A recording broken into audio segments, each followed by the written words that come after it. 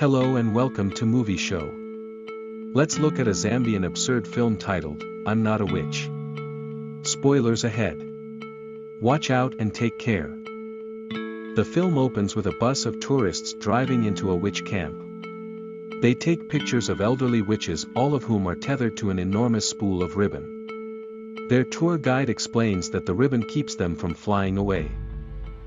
A woman drops her bucket of water after she is startled by a serious little girl.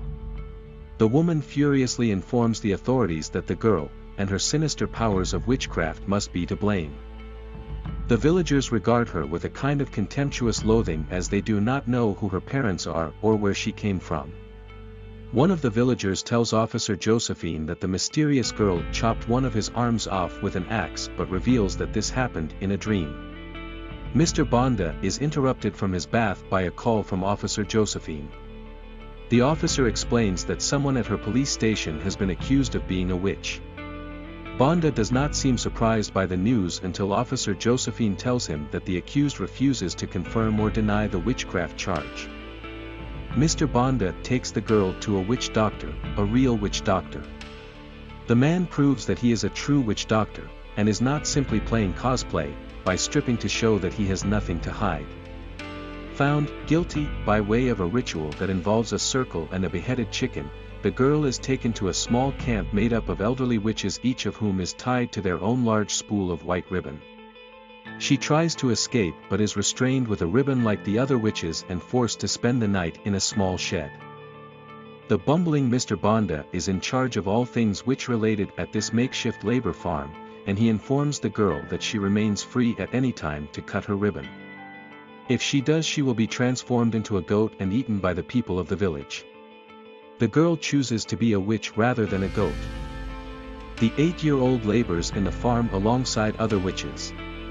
One of the elders names her Shula, which means uprooted. The elders attempt to shield Shula from the harder labor they endure by threatening their supervisor, Mr. Tembo, into keeping her off the fields. They also implore her to listen through a homemade contraption so she may hear the distant voices of schoolchildren learning nearby. Mr. Bonda takes Shula to adjudicate at a trial where an elderly man has claimed that money has been stolen from him. When the suspects are lined up, Shula does not know which one is the thief and calls the other witches, who give her contradictory advice.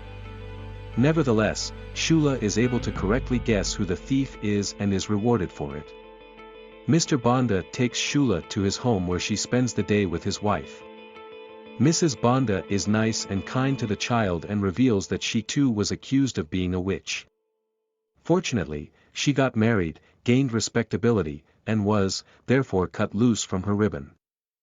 Shula continues to adjudicate local criminal matters by using her powers to single out a perpetrator from a group of suspects. Mr. Bonda continues to exploit other people's belief that Shula is a witch by asking her to perform tasks like summoning rainfall. Shula is gradually exposed to what the wider community thinks of witches and is occasionally threatened with violence. On one such event, a man threatens to kill Shula, accusing her of being the witch who ate his relatives. Shula also witnesses Banda's wife being assaulted by a mob. Soon, Shula is being paraded around local courts and communities. Her supernatural powers become a cause of celebre. Mr. Bonda and Shula attend a TV interview where the former tries to sell supernatural services, including a line of Shula blessed eggs. The talk show host is concerned and even asks, what if she's actually just a child? A caller also asks why she is not in school. Shula is sent to a school, but one where the other pupils are those that have been deemed unacceptable for mainstream schools. Regardless, Shula enjoys learning with other children.